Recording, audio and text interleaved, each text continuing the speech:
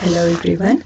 The topic of this session is translators. Under translators, you have different types, three different types called as assembler, compiler and interpreter, which you are viewing on the screen. ಇದು ನನ್ನ previous ಸೆಷನಲ್ಲಿ ಹೇಳಿದಾಗೆ translator ಒಬ್ಬರು ಬೇಕಾಗ್ತಾರೆ. If the person who is opposite to me, with whom I am communicating to, ಅವ್ರಿಗೆ ನನ್ನ language ಅರ್ಥ ಆಗ್ತಿಲ್ಲ ಅಂದರೆ, ಅವ್ರ ಲ್ಯಾಂಗ್ವೇಜ್ ನನಗೆ ಅರ್ಥ ಆಗ್ತಿಲ್ಲ ಅಂದರೆ, so we need the help of the translator ಅಂತ ಹೇಳಿದೆ ಲಾಸ್ಟ್ ಸೆಷನಲ್ಲಿ. ಸೊ ಆ ಟ್ರಾನ್ಸ್ಲೇಟರ್ಗೆ ಹೆಸರುಗಳಿದೆ ಕಂಪ್ಯೂಟರ್ ಒಂದು ಸೈನ್ಸ್ನಲ್ಲಿ. Those are called as assembler, compiler ಮತ್ತು ಇಂಟರ್ಪ್ರಿಟರ್ ಅಂತ. A translator is a programming language processor that converts a computer program from one language to another. It takes a program written in source code, converts it into machine code that the CPU can understand it. This we know already. Translator acts as an intermediator which converts the language, that is the source code which have entered in the form of programming language and converts it into a machine code. ಅಂದರೆ 0s and 1 ಫಾರ್ಮ್ಗೆ convert ಮಾಡುತ್ತೆ. ಏನ input ಆಗಿ ತಗೊಳುತ್ತೆ, ಪ್ರೋಗ್ರಾಮ್ನ, high level language ಪ್ರೋಗ್ರಾಮ್ನ ತಗೊಂಡು ಅದನ್ನು translate ಮಾಡಿ ಕೊಡುತ್ತೆ. ಆಗ ಮೆಷಿನ್ಗೆ ನಾನು ಏನು ಹೇಳಕ್ಕೆ ಟ್ರೈ ಮಾಡ್ತಾ ಇದ್ದೀನಿ, what I am going to instruct, ಅದು ಅರ್ಥ ಆಗ್ತಾ ಹೋಗುತ್ತೆ ಮೆಷಿನ್ಗೆ. ಬಟ್ ಅದು ರಿಸಲ್ಟ್ ಕೊಡಬೇಕಾದ್ರೆ ನನಗೆ 0s and 1s ಫಾರ್ಮಲ್ಲಿ ಕೊಡಲ್ಲ, ನಾನು ಅರ್ಥ ಮಾಡ್ಕೊಳ್ಳೋಂಥ ಲ್ಯಾಂಗ್ವೇಜಲ್ಲಿ ಕೊಡುತ್ತೆ.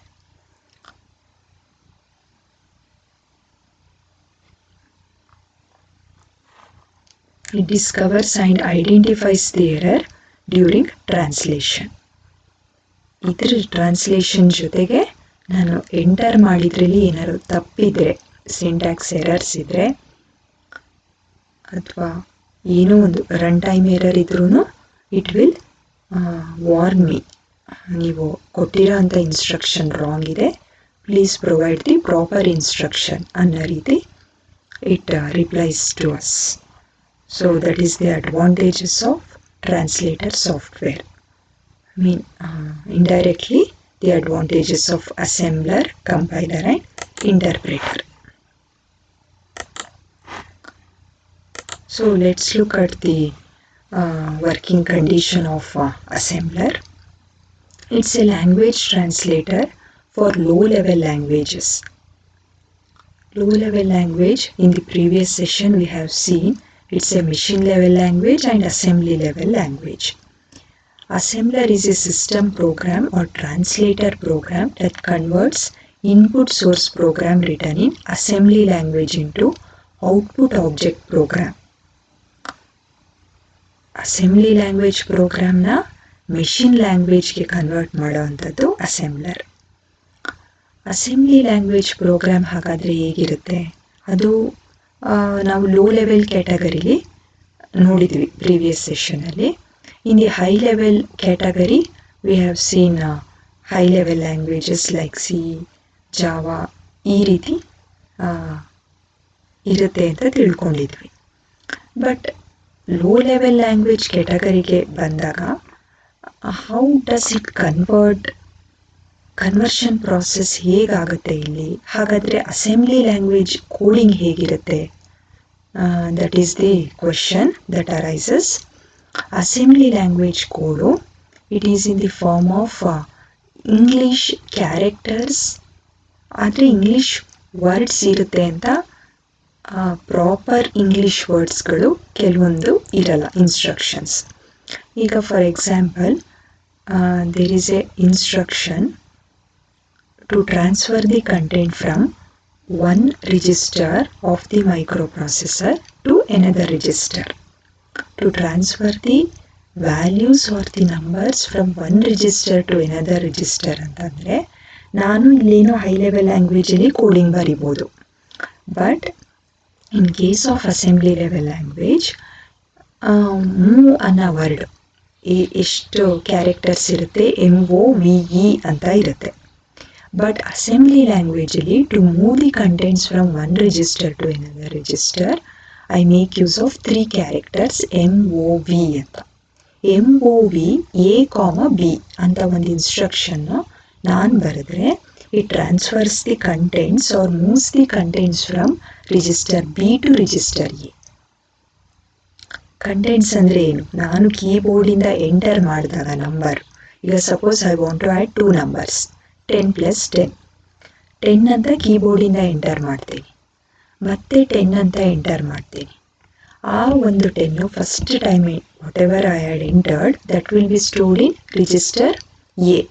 Another number 10 will be stored in register number B. So to add these 2 numbers, I need 2 registers A and B.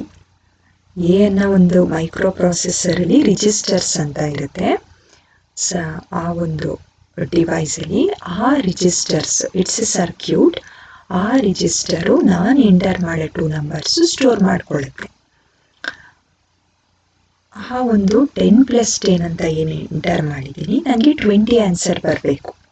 ಇಲ್ಲಿ C ಲ್ಯಾಂಗ್ವೇಜಲ್ಲಾದರೆ ನಾನು A + B ಅಂತ ಫಾರ್ಮುಲಾ ಬರೆದು ಅದನ್ನು ಒಂದು ವೇರಿಯೇಬಲ್ Cಗೆ ಅಸೈನ್ ಮಾಡಿ C = A + B ಅಂತ ನಾನೇ ಫಾರ್ಮುಲಾ ಜನ್ರೇಟ್ ಮಾಡಿ ರಿಸಲ್ಟ್ ತಗೊಳ್ತೀನಿ. ವೇರಿಯೇಬಲ್ ಡಿಕ್ಲರೇಷನ್ ಮಾಡಿ ಅದಕ್ಕೆ ವ್ಯಾಲ್ಯೂಸ್ ಇನ್ಪುಟ್ ಮಾಡಿ ರಿಸಲ್ಟ್ ತಗೊಳ್ತೀನಿ. But in case of assembly level language, to add these 2 numbers, I use the instruction add. ADD ಅಂತ ಆ್ಯಡ್ ಅನ್ನೋ ಒಂದು ಇನ್ಸ್ಟ್ರಕ್ಷನ್ ಯೂಸ್ ಮಾಡ್ತೀವಿ.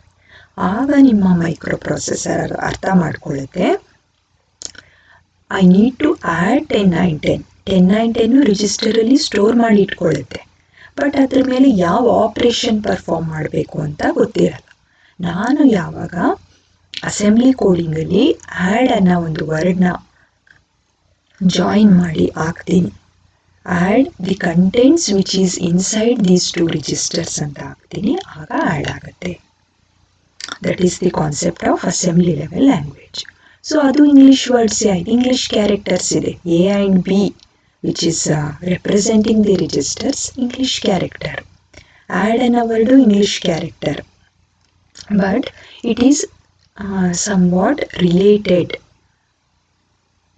To this low level machine level language. ಈ ಒಂದು ಹೇಗೆ ಅದು ರಿಲೇಟೆಡ್ ಅಂತಂದರೆ, assembly level language is A micro processor specific language. ಇದನ್ನು ನೀವು ಹೈ ಲೆವೆಲ್ ಲ್ಯಾಂಗ್ವೇಜ್ ರೀತಿ ಯೂಸ್ ಮಾಡೋಕ್ಕಾಗೋದಿಲ್ಲ. ನಾನು ಆಗಲೇ ಹೇಳಿದೆ ಪ್ರೀವಿಯಸ್ ಸೆಷನಲ್ಲಿ, ಈ system software developers who are interacting closely with the microprocessor, they need this kind of assembly level language. Assembly level language use ಮಾಡಿಕೊಂಡೇ micro processor coding develop ಮಾಡೋದು.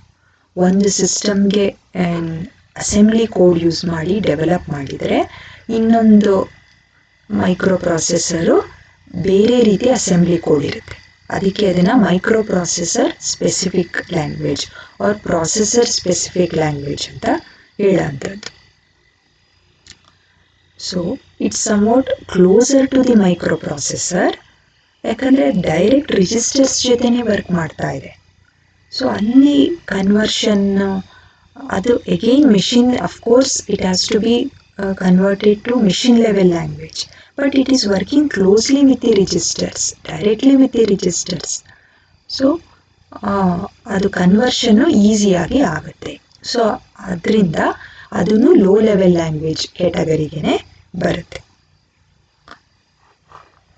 So assembler is a system software or a system program that translates input program written in assembly language into output object program.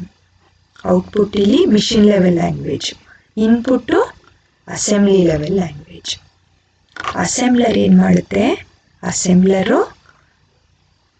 Input ಏನಿರುತ್ತೆ assembly ಲ್ಯಾಂಗ್ವೇಜಿಂದ, ನಾನು ಆಗಲೇ ಹೇಳಿದೆ instruction move A, B, add the contents to register C, ಈ ರೀತಿ ಇನ್ಸ್ಟ್ರಕ್ಷನ್ಗಳನ್ನ ತಗೊಂಡು assembler ಅದನ್ನು ಮೆಷಿನ್ ಲೆವೆಲ್ ಲ್ಯಾಂಗ್ವೇಜ್ಗೆ ಕನ್ವರ್ಟ್ ಮಾಡೋಂಥ ಕೆಪಾಸಿಟಿ ಇರುತ್ತೆ.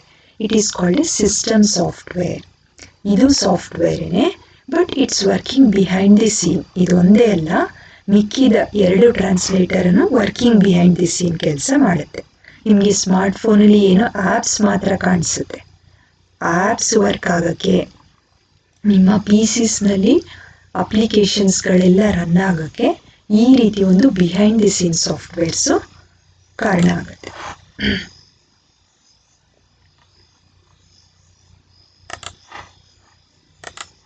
Next kind of translator is the interpreter. It's a language translator which translates input high-level language program line by line into equivalent machine language instruction and immediately executes each instruction if they are free from errors. ಇದು ಅಷ್ಟೇನೆ. As you can observe on the screen, ಡಯಾಗ್ರಾಮಲ್ಲಿ ನೋಡ್ತಾ ಇದ್ದೀರಾ, input ತಗೊಳ್ತಾ ಇದೆ. ಇಂಟರ್ಪ್ರಿಟರು ಆ ಇನ್ಪುಟ್ನ machine ಲ್ಯಾಂಗ್ವೇಜ್ಗೆ convert ಮಾಡ್ತಿದೆ. ಇದು ಯಾವ ರೀತಿ ಕನ್ವರ್ಟ್ ಮಾಡುತ್ತೆ? ಹೈ ಲೆವೆಲ್ ಲ್ಯಾಂಗ್ವೇಜು ನಿಮಗೊಂದು ಐಡಿಯಾ ಇರ್ಬೋದು. ಸಿ ಲ್ಯಾಂಗ್ವೇಜಸ್, ಜಾವಾ, ಈ ಥರದ್ರಲ್ಲೆಲ್ಲ ಮ್ಯಾಥಮೆಟಿಕಲ್ ಫಾರ್ಮುಲಾಸ್ ಇರುತ್ತೆ, ಇಂಗ್ಲೀಷ್ ವರ್ಡ್ಸ್ ಇರುತ್ತೆ ಅನ್ನೋ ಒಂದು ಐಡಿಯಾ ಇರುತ್ತೆ. ಈ ರೀತಿ ಒಂದು ಲ್ಯಾಂಗ್ವೇಜಸ್ನ ಇನ್ಪುಟ್ ಆಗಿ ತಗೊಂಡು it converts each and every line into machine level language. If there is an error in that particular line, it warns us, and after we make corrections, it will be executed immediately. ಇದು ಹೇಗೆ ಅಂತಂದರೆ, how does it works ಅಂತಂದರೆ,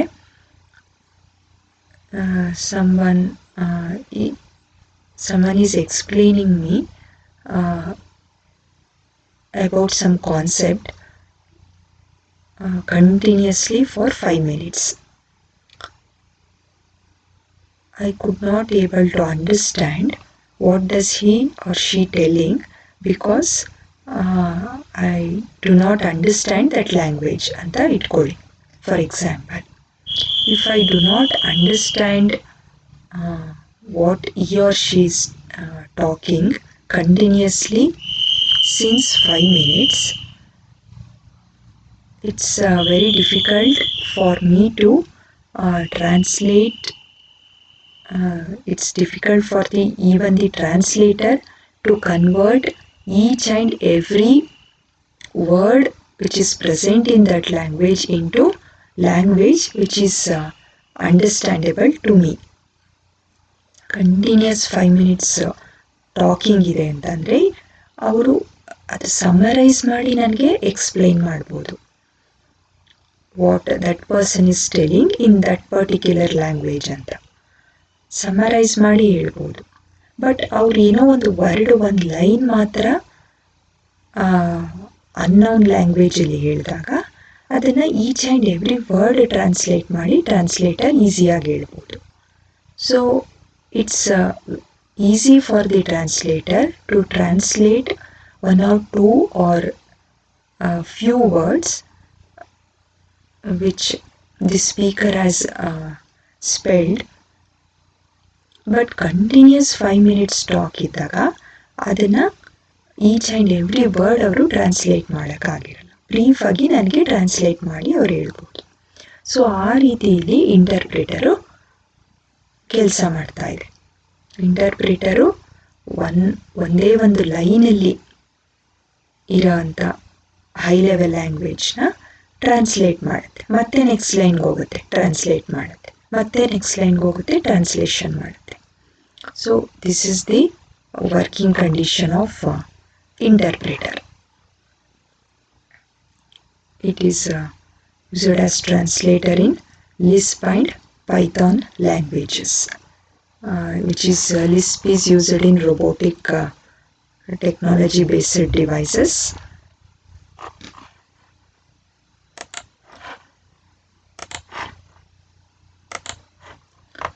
Next kind of translator is compiler. Compiler is a language translator which translates. Again, it taking input which is in a high level language form or a source code into machine level language or the object program. Whole program is translated at once. If there are no syntax errors, immediate execution ಆಗುತ್ತೆ. ನಾನು ಏನಕ್ಕೆ ಆ example ತಗೊಂಡೆ ಅಂತಂದರೆ, continuous 5 minutes ಯಾರಾದರೂ ಮಾತಾಡಿದ್ದಾರೆ ಅಂತಂದರೆ summarise ಮಾಡಿ ನನಗೆ ಟ್ರಾನ್ಸ್ಲೇಟರ್ ಹೇಳ್ಬೋದು, ಪ್ರತಿ ಪದನೂ ಟ್ರಾನ್ಸ್ಲೇಟ್ ಮಾಡೋಕ್ಕಾಗಲ್ಲ. But in case of interpreters ಅಲ್ಲಿ ಒಂದೊಂದೇ ಲೈನು ಮೆಷಿನ್ ಲ್ಯಾಂಗ್ವೇಜ್ಗೆ ಕನ್ವರ್ಟ್ ಆಗ್ತಿದೆ. ಇಲ್ಲಿ the whole source code is at the end of the program, the whole source code is being converted to machine level language at a time ಆಗ್ತಾ ಇದೆ ಇಲ್ಲಿ. So at a time ಆದಾಗ it may be difficult, but ಅಲ್ಲಿ translation ಆಗಲೇಬೇಕು from high level language to low level language. Both the compiler and interpreter will translate the high level code to machine code, but assembler will translate assembly code to machine code. This is the concept of this session.